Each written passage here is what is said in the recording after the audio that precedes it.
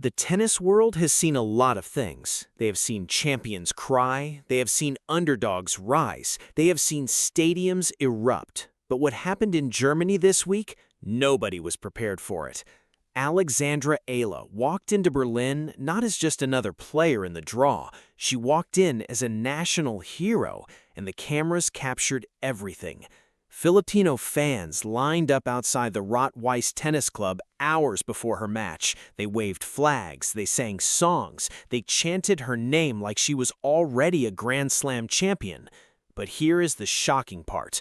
This was not Manila. This was not even a Grand Slam. This was Berlin, Germany, thousands of miles away from home, and yet the Filipino community turned the Berlin Open into a home game for Alexandra Eala. The German media was stunned. The tournament organizers had never seen anything like it, and when Eala stepped onto that court, the roar was so loud that her opponent, Donna Vekic, later admitted she felt like she was playing in Manila, not Berlin. This is the story of how a 21-year-old from Quezon City became a national hero on foreign soil, and the cameras caught every single moment. Berlin, Germany, June 15, 2026. The Rot-Weiss Tennis Club. The Vanda Pharmaceuticals' 99th Berlin Tennis Open is about to begin. The draw is stacked with the biggest names in women's tennis. World number 1, Aryna Sabalenka. World number 2, Elena Rybakina. Jessica Pegula, Coco Gauff, the who's who of the WTA Tour. But something strange happened when the players started arriving at the facility. The crowd outside the gates was not waiting for Sabalenka. They were not holding signs for Rybakina. They were waving the Philippine flag, blue, red, yellow, and white, everywhere. Alexandra Eala had arrived in Berlin, and the Filipino diaspora had come out in full force. There are over 40,000 Filipinos living in Germany, with a significant community in Berlin, and on this day, it felt like every single one of them had showed up. They wore custom t-shirts with Eala's face on them. They held banners that read Eala Nation and Pride of the Philippines. Some had traveled for hours by train from other German cities just to catch a glimpse of their hero. This was not supposed to happen, not in Berlin, not at a WTA 500 event. Tennis in Germany is traditionally a quiet, reserved affair. The fans sit, they clap politely, they sip their drinks. But the Filipino fans brought a different energy. They brought drums, they brought chants, they brought a level of passion that the German media had never seen before on a tennis court. One German journalist tweeted from the venue, "I have covered the Berlin Open for 12 years. I have never seen anything like this. The Filipinos have taken over Rot-Weiss. This is not a tennis tournament anymore. This is a celebration." And Eala? She soaked it all in. As she walked from the players' entrance to the locker room, the crowd erupted. She stopped for a moment. She looked around. She smiled. And then she waved. Not a princess wave, a real wave. The wave of someone who knew exactly what this meant, not just for her, but for every Filipino who had ever dreamed of being seen on the world stage. To understand why Alexandra Eala was treated like a national hero in Germany, you have to understand what she had already accomplished before she even stepped onto the Berlin court. Just weeks earlier, Forbes magazine had released its prestigious 30 Under 30 Asia list for 2026, and there, in the sports and entertainment category, was Alexandra Eala's name. Forbes called her one of the Gen Z athletes and music artists rewriting the playbook. They credited her with getting Filipinos fired up about tennis as a result of her exploits in the past year. Her WTA 1000 semifinal in Miami, her WTA 1000 quarterfinal in Dubai, her runner-up finish in Eastbourne, and her gold medal at the Southeast Asian Games in Bangkok, the first for the Philippines in that event since 1999. But Forbes was not the only honor. Back home in the Philippines, Eala had become a household name. She was no longer just a tennis player. She was a symbol of what Filipino athletes could achieve on the global stage. The Philippine Sports Commission had named her Athlete of the Year. Major brands were lining up to sign endorsement deals. She had become the face of a generation. And here is the thing that makes her different. Eala has never forgotten where she came from. In her Forbes interview, she spoke about the Filipino fans with genuine gratitude. Tennis can sometimes feel quiet and serious, she told Forbes, so having that energy makes it special. That energy followed her to Germany. When the Filipino community in Berlin heard that Eala would be competing in their city, they organized. They created Facebook groups, they coordinated travel, they made banners and bought flags. For them, Eala was not just an athlete, she was their daughter, their sister, their proof that a kid from Quezon City could stand on the same court as Ariana Sabalenka and Yelena Rybakina. And the cameras captured all of it. The news crews from GMA and ABS-CBN had sent correspondents to Berlin specifically to cover Eala's campaign. Every practice session was filmed. Every interview was broadcast back home. The Philippine flag was everywhere. It was on the railings, it was on the stands, it was painted on the faces of young Filipino children who had never seen a tennis match in person before. The German media could not believe what they were seeing.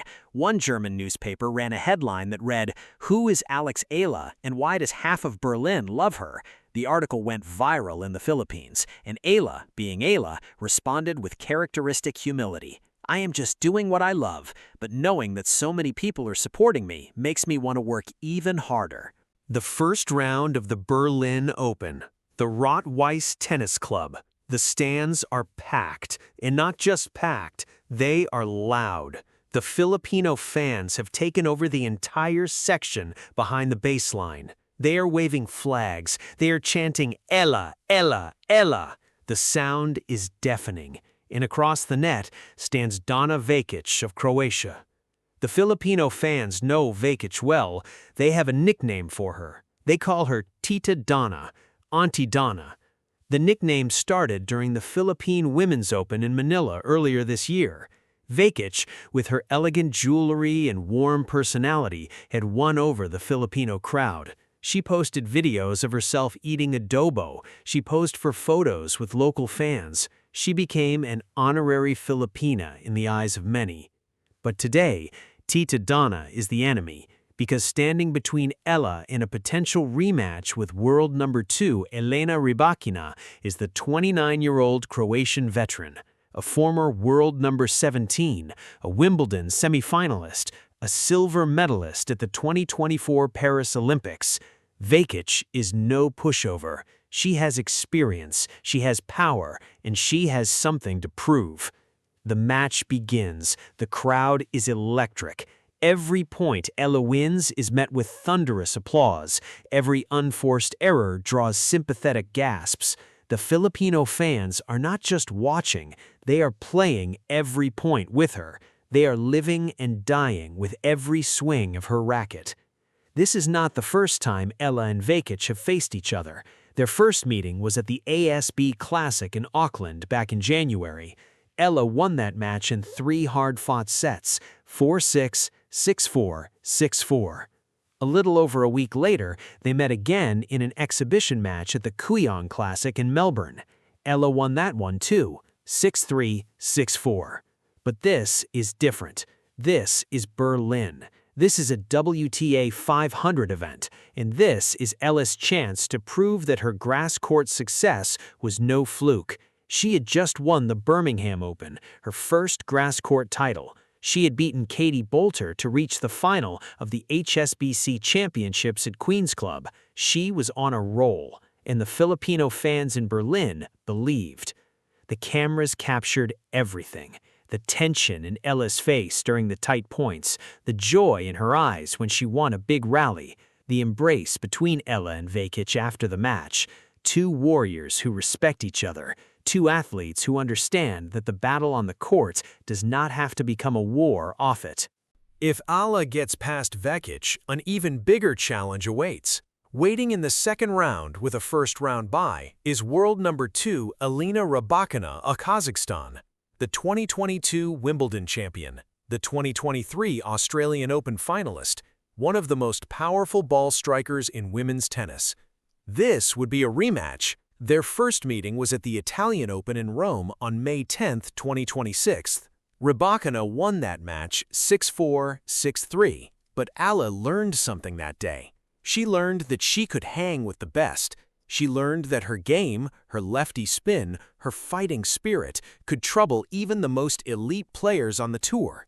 The Berlin Open draw is brutal. Besides Rybakina, the field includes world number 1 Aryna Sabalenka, world number 4 Jessica Pegula, and world number 7 Coco Gauff. Any of these players could end Eala's run at any moment. But that is not how the Filipino fans see it. They see opportunity. They see belief. They see a champion who has already beaten Iga Swiatek, who has already reached a WTA 1000 semifinal, who has already proven that she belongs. Eala's coach, Johann Bosch, has been careful to manage expectations. "We take it one match at a time," he told reporters before the tournament. "Berlin is a strong field, but Alex has beaten top players before. She knows what she is capable of." But the fans do not care about managing expectations. They care about cheering. They care about supporting. They care about showing the world that Alexandra Eala is not just a tennis player. She is a movement. And in Berlin, that movement was on full display. The German tournament organizers were so impressed by the Filipino turnout that they released a statement thanking the community for their enthusiasm and sportsmanship. That never happens. Tennis tournaments do not thank the fans, but this was different. This was special, and the cameras captured it all. Eala kn line ad Karnihe. Berlin, Germany, June 2026. The Berlin Open continues, but regardless of how the tournament ends for Alexandra Eala, one thing is already clear. She has already won, not just matches, but hearts. She has already shown the world what Filipino pride looks like on an international stage. The cameras captured the flags, the cameras captured the chants, the cameras captured the tears of joy from Filipino expats who finally felt seen. One fan, a 45-year-old nurse who has lived in Berlin for 15 years, was interviewed by a local news crew. She was crying, not because Eala won or lost, but because she never imagined she would see the Philippine flag waved so proudly in a German tennis stadium. She came here alone 15 years ago, she said. I never thought I would see a Filipina on this stage. Today, I am not alone. Today, we are all together. Today, we are all Eala. That is what a national hero does. A national hero does not just win trophies. A national hero brings people together. A national hero makes you proud of where you come from. And Alexandra Eala has done that for millions of Filipinos around the world. The Birmingham Open title, the climb to world number 28, the Forbes 30 Under 30 honor, the presidential phone call from Emmanuel Macron, the $50,000 fine that she turned into a movement, and now the hero's welcome in Berlin. All of these moments are threads in a tapestry that is still being woven. Eala has said many times that she plays for more than herself. The Filipinos, we are quite positive people, she once told the WTA website. We have a really strong sense of community. Where you're from is a really big part of who you are. That sense of community was on full display in Berlin. The Filipino fans did not just come to watch a tennis match. They came to celebrate their identity. They came to show the world that the Philippines is a tennis nation now. And they came to tell Alexandra Eala that no matter how far she travels, she will always have a home with them. The Berlin Open may end. The grass court season will eventually give way to hard courts, but the image of Alexandra Eala waving to a sea of Philippine flags in Germany will stay forever. That is not just sports, that is history, and the cameras captured every single moment.